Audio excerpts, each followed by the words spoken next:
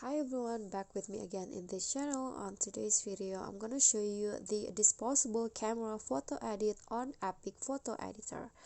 So first you need to import your photo and you can just go to filter and then here find the Polaroid,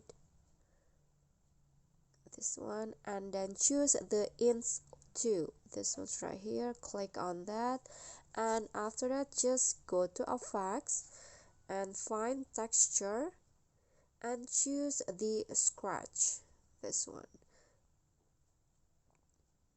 Okay, and after that go to adjust and add some grain, so you can just add it into your liking, but I set it into 80, around 80, and then set the thin and set it into 40 like this.